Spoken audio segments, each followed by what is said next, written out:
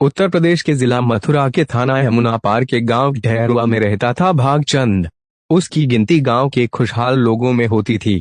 उसके 7 बेटे और 3 बेटियां थीं। उसने सभी बच्चों को खूब पढ़ाना चाहा था, लेकिन उसका कोई भी बेटा ज्यादा नहीं पढ़ सका। तब उसने सभी को उनकी मर्जी के मुताबिक काम सिखवा दिए। उसके 3 बेटे शटर बनाने का काम करने लगे। बच्चे कमाने लगे तो भागचंद की मौज हो गई। बच्चे जो भी कमाते थे वह उसी को देते थे। जैसे जैसे बच्चे जवान होते गए वह उनकी शादियां करता गया। भागचंद ने अपने बेटे भूरा की शादी मथुरा से और उससे छोटे खन्ना की शादी जिला आगरा के गांव में तावली इंकारपुर की कुसुमा से की थी। कुसुमा के पिता की मौत हो चुकी थी। इसके बाद घर में महामनिया के अलावा 3 बहनें और 1 भाई था। खन्ना अपनी कमाई से जो पैसे पिता को देता था शादी के बाद देने बंद कर दिए थे। उन पैसों से अब वह अपनी गृहस्थी चलाने लगा था। कुसुमा खन्ना के साथ बहुत खुश थी। उन्हीं दिनों भागचंद ने अपनी बेटी पिंकी की शादी राजस्थान के कस्बा कुमारपुर के रामवीर के साथ कर दी। रामवीर भी खाते पीते परिवार का था। पिंकी को ससुराल में किसी तरह की कोई परेशानी नहीं थी।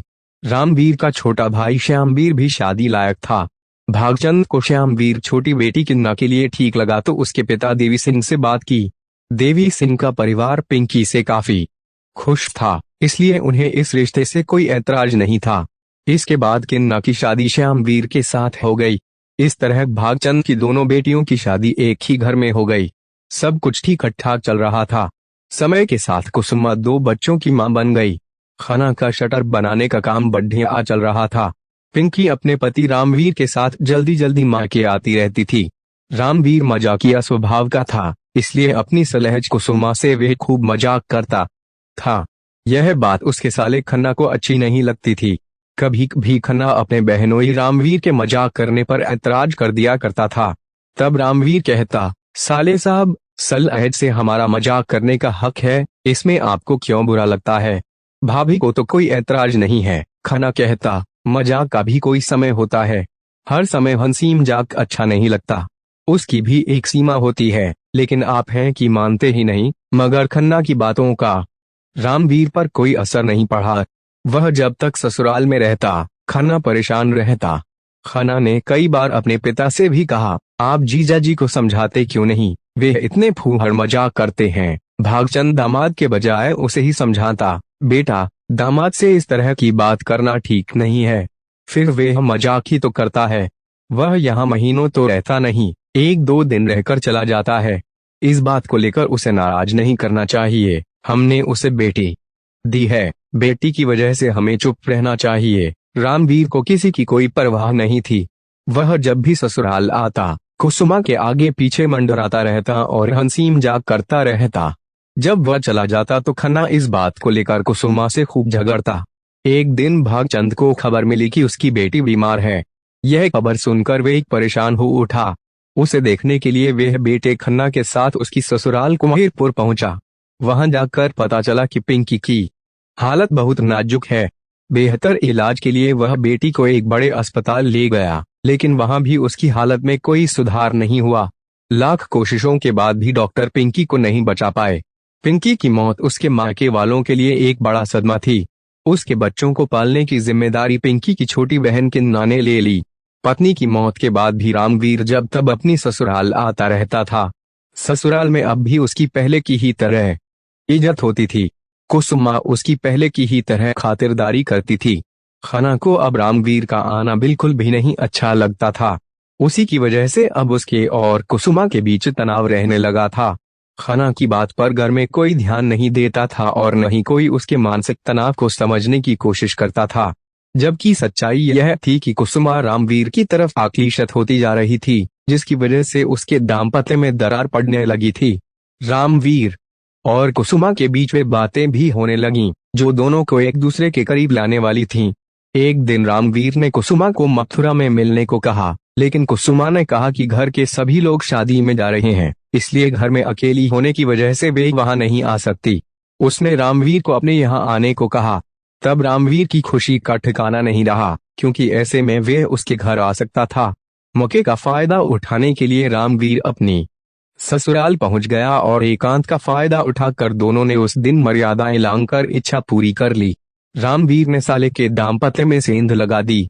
खन्ना को बीवी की बेवफाई का पता नहीं चला। कुसुमा को भी अपनी बेवफाई पर कोई ग्लानि नहीं हुई। उस दिन के बाद से कुसुमा का पति के प्रति व्यवहार बदलने लगा। खन्ना जब कभी उससे झगड़ता, वह मां के जाने की धमकी देने लगती। खन्ना समझ नहीं पा रहा था कि कुसुमा अब इस तरह की बातें क्यों करती है। वह अंदर ही अंदर तनाव में घुटने लगा। दूसरी ओर कुसुमा को किसी बात की परवाह नहीं थी। उसी बीच मथुरा में रामवीर और कुसुमा की मुलाकात हुई तो कुसुमा ने उससे कहा कि खन्ना को अब उस पर शक हो गया है। वह छोटी छोटी बात पर उसकी पिटाई करने लगा है। तब रामवीर ने कहा, मैं खन्ना से बात करूंगा। नहीं, तुम उससे कुछ मत कहना। अब मेरे घर भी मत आना। जब कभी मिलना होगा हम बाहर ही मिल लिया करेंगे, लेकिन इस समस्या का कोई हल तो ढूंढना ही होगा। आखिर मैं कब तक उससे पिटती रहूंगी, कुसुमा ने कहा। कुसुमा की बात पर रामवीर गंभीर हो गया। उसे लगा कि कुछ तो करना ही होगा। कुसुमा ने कहा, चलो हम कहीं भाग चलते हैं। नहीं, इससे बड़ी गड़बड़ हो जाएगी। तुम्हें यह तो पता ही है कि मेरा छोटा भाई श्यामवीर भी उस घर का दामाद है। जब मैं घर में नहीं रहूंगा तो खन्ना को पूरा विश्वास हो जाएगा कि मैं ही तुम्हें भगा कर ले गया हूँ। तब ससुराल वालों से श्यामवीर के संबंध खराब हो जाएंगे। मैं नहीं चाहता कि मेरी वजह से श्यामवीर की गृहस्थी बिगड़े। रामवीर ने कुसुमा को भरोसा दिया कि वे इस बारे में कुछ न कुछ जरूर करेगा। अगर जरूरत पड़ी तो खन्ना को रास्ते से हटाकर हमेशा की टेंशन खत्म कर देगा। होली पर रामवीर बिना बुलाए मेहमान की तरह भागचंद के घर पहुंच गया। खन्ना को उसका आना बिल्कुल भी अच्छा नहीं लगा, लेकिन वह खामोश रहा। होली के बहाने रामवीर ने कुसुमा को अपनी बाहों में भर लिया। रामवीर की इस हरकत से नाराज होकर खन्ना ने रामवीर की पिटाई कर दी। रामवीर अपनी सफाई में यही कहता रहा कि वह तो सलहज के साथ होली खेल रहा था, लेकिन खन्ना का गुस्सा कम होने का नाम नहीं ले रहा था। आखिर में घर वालों ने बीच बचाव करके रामवीर को छुड़ाया। इस घटना से रंग में भंग पड़ चुका था। खन्ना ने तय कर लिया था कि अब यह रामवीर को किसी भी कीमत पर अपने घर नहीं आने देगा। रामवीर की पिटाई से कुसुमा भी डर गई थी। उसने पहली बार पति का ऐसा गुस्सा देखा था। खन्ना ने उसे भी चेतावनी दी थी कि वह संभल जाए वरना बहुत पछताएगी। उस दिन कुसुमा को लगा कि अब यह रामवीर से कभी नहीं मिल पाएगी, लेकिन रामवीर ने तो कुछ और ही सोच लिया था। वह खन्ना से अपने अपमान का बदला लेना चाहता था। वह सोचने लगा कि ऐसा क्या किया जाए जिससे वे खन्ना से बदला भी ले और कुसुमा भी हासिल हो जाए। खन्ना को लगा कि रामवीर इतने अपमान के बाद अब उसके घर नहीं आएगा। वह अपने काम में मन लगाने लगा। कुसुमा का व्यवहार भी उसे सामान्य लगने लगा था। इस तरह वह बेफिक्र हो गया, लेकिन उसकी यही लापरवाही आगे चलकर उसकी मुसीबत बनने वाली थी। उसने कभी सपने में भी नहीं सोचा था कि पत्नी की आशिकी उसे कभी मौत की सौगात दे जाएगी। रामवीर और खन्ना के बीच हुए झगड़े के बाद कुसुमा भी सतर्क हो गई थी। उसका रामवीर से भले ही मिलना नहीं हो रहा था, पर वह उससे फोन पर बातें करती रहती थी। जब कभी उसे मौका मिलता वह फोन पर बात करके निश्चित जगह पर उससे मिल भी लेती थी। 27 अगस्त 2015 को सवेरे शटंक शरद ठेकेदार अजीत चौधरी ने खन्ना के घर का दरवाजा खटखटाया। खन्ना ने दरवाजा खोला तो अजीत ने कहा कि उसे अभी उसके साथ चलना होगा, क्योंकि पार्टी को अभी काम पूरा करके देना है। अगर समय पर उसके शटर बनाकर नहीं दिए तो परेशानी हो जाएगी। खन्ना ने कहा, ठीक है, तुम 2 मिनट ठहरो, मैं अभी तैयार होकर आता हूँ। इसके बाद खन्ना ठेकेदार अजीत चौधरी के साथ चला गया। उस दिन अजीत चौधरी के साथ गया खन्ना फिर कभी वापस नहीं लौटा। खन्ना देर रात तक वापस नहीं लौटा तो घर वालों ने अजीत को फोन किया, क्योंकि वे उसी के साथ गया था। अजीत ने बताया कि खन्ना तो शाम को ही काम खत्म करके घर चला गया था। जब काम खत्म करके घर के लिए चला था तो रास्ते से कहाँ गायब हो गया। घर वालों ने रात में ही खन्ना की खोजबीन शुरू कर दी, लेकिन वह नहीं मिला। घर वाले रात भर उसकी खचता में परेशान रहे। जैसे तैसे उनकी रात बीती। सवेरा होते ही वे सब फिर खन्ना को तलाशने लगे। किसी ने चैतन्य अस्पताल के सामने खाली पड़े प्लॉट में खन्ना की लाश देखी तो उसके घर वालों को बता दिया। वे वहां पहुंच गए। भागचंद ने जब बेटे की लाश देखी तो फूट फूट कर रोने लगा। खबर मिलने पर थाना यमुना पार के थाना प्रभारी संतोष कुमार पुलिस टीम के साथ मौके पर पहुंच गए। पुलिस ने लाश का मुआयना किया तो उसके शरीर पर चोट का कोई निशान नहीं मिला। गले में बनियान बंधा था। इससे अंदाजा लगाया गया कि इसी बनियान से उसका गला घोंटा गया था। भागचंद का शक शटंक शरक ठेकेदार अजीत चौधरी पर था, क्योंकि वही उसे अपने साथ घर से लिवा कर ले गया था। मौके की कार्रवाई निपटाने के बाद पुलिस ने खन्ना के शव को पोस्टमार्टम के लिए भेज दिया। इसके बाद पुलिस ने भागचंद की तरफ से रिपोर्ट दर्ज कर ली। उन्होंने अपना शक अजीत चौधरी पर जताया था। अजीत चौधरी थाना मांड के कुड़वारा गांव का रहने वाला था। दबिश देकर पुलिस ने उसे उसके घर से हिरासत में ले लिया। पुलिस ने अजीत से पूछताछ की तो उसने खुद को बेकसूर बताया। उसने कहा कि खन्ना लंबे समय से उसके साथ काम कर रहा था। उसके साथ उसके काफी अच्छे संबंध थे। कोई ऐसी वजह नहीं थी जिससे वे उसकी हत्या करता। पुलिस ने उससे कई तरह से पूछताछ की, लेकिन कोई हल नहीं निकला। इस पूछताछ में अनुभवी थाना प्रभारी को वे वास्तव में बेकसूर लगा। उन्होंने उसे छोड़ दिया। मृतक खन्ना के परिवार वालों को जब इस बात का पता चला तो वे हंगामा करते हुए थाने पहुंच गए और अजीत को जेल भेजने की मांग करने लगे। इस हंगामे में रामवीर बढ़ चढ़कर हिस्सा ले रहा था। थाना प्रभारी ने मृतक के परिजनों को समझाया कि वे खन्ना के हत्यारे को पकड़कर जेल जरूर भेजेंगे। इसके बाद पुलिस ने खन्ना के मोबाइल फोन की कॉल डिटेल्स निकलवाई। कॉल डिटेल्स का अध्ययन करने पर पता चला कि उसके मोबाइल पर आने वाली आखिरी कॉल खन्ना के बहनोई रामवीर की थी। पुलिस ने रामवीर के बारे में छानबीन शुरू की तो गांव वालों से पता चला कि होली वाले दिन रामवीर ने खन्ना की बीवी को छेड़ा था। तब खन्ना ने उसकी पिटाई कर दी थी।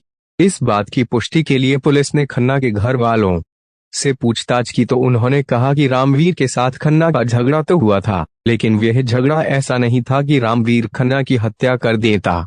फिर होली के बाद रामवीर उनके यहाँ आया भी नहीं था। पुलिस को अब तक पता चल चुका था कि खन्ना की बीवी कुसुमा से रामवीर का कोई चक्कर था। इसके बाद पुलिस के सामने तस्वीर साफ हो गई। दूसरी ओर रामवीर को किसी तरह पता चल गया कि पुलिस को उस पर शक हो गया है तो वह फरार हो गया। उसके फरार होने की जानकारी पुलिस को मिल गई, लिहाजा 2 सिपाहियों को उसके घर पर लगा दिया गया। जैसे ही वह घर लौटा, पुलिस ने उसे दबोच लिया। पुलिस रामवीर को पकड़कर थाने ले आई और पूछताछ शुरू कर दी। रामवीर ने पहले तो पुलिस को गुमराह करने की कोशिश की, लेकिन पुलिस की सख्ती के आगे वह टूट गया। उसने स्वीकार कर लिया कि उसी ने अपने साले खन्ना की हत्या की थी और उसकी लाश को चैतन्य अस्पताल के सामने खाली पड़े प्लॉट में फेंक दिया था।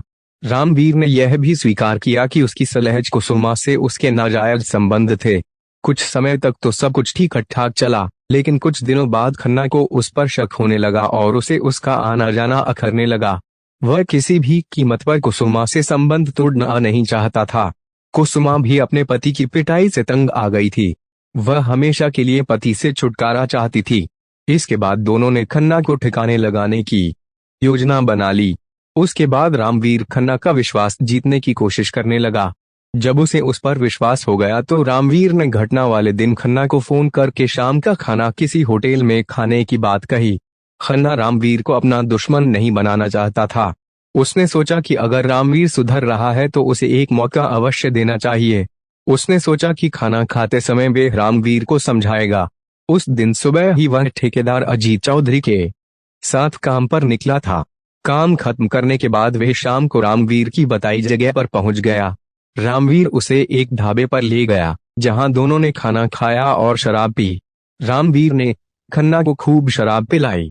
जब खन्ना नशे में धुत हो गया तो वे उसे एक टेम्पो में डालकर सुनसान जगह पर ले गया और अपनी बनियान से उसका गला घोंट दिया।